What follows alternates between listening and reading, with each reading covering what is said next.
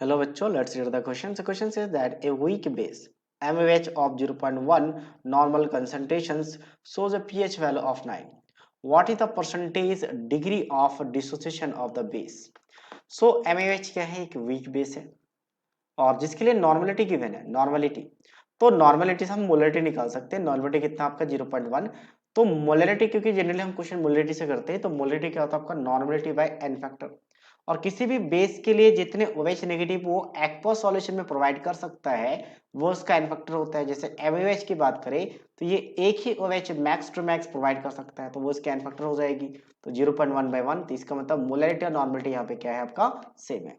तो initial concentration जिसका सी माना जाता है, इसको 0 0 मानेंगे। और जो डिग्री ऑफ डिसोसिएशन पूछे इसको अगर अल्फा मान लें तो इसको लिखा जाता है सी माइनस ऑफ सी अल्फा। जितना परसेंट सब्ट्रैक्ट हुआ उसको हम सब्ट्रैक्ट कर लेते हैं मल्टीप्लाई करके, तो यहाँ पे क्या आ जाता है? C alpha, C alpha.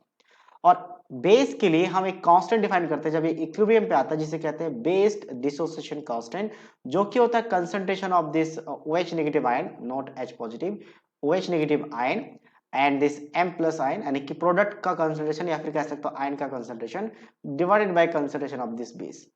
तो यहाँ पे हमें कंसंट्रेशन पता है जो हमने निकाल लिया मोलरिटी, और पीएच वैल्यू पता है। पीएच से क्या निकाल सकते हैं देखते हैं।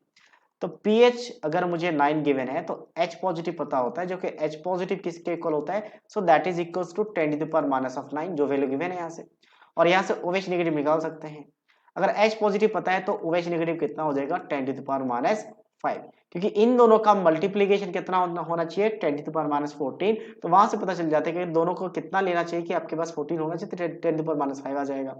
अब मुझे OH नेगेटिव आयन किसके इक्वल होता है? C alpha, C alpha.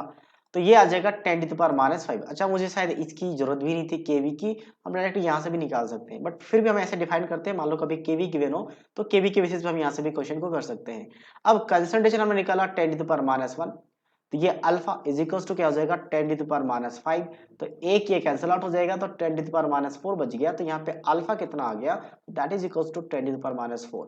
तो ये फ्रैक्शन में होता है। इसको परसेंटेज अगर निकालना हो, परसेंटेज अल्फा मतलब परसेंटेज डिग्री ऑफ डिसोसिएशन, तो हमें 100 से मल्टीप्लाई करना होता है। तो 100 से मल्टीप्लाई करेंगे तो ये क्या बन जाएगा आपका? 10⁻⁻², जिसको लिखा जा सकता है 0.01%। ये फाइनल आंसर है 0.01%, जो कि ऑप्शन ए के साथ मैच कर रहा है। So first option is the right answer of this question. I hope you understood it well. All the best.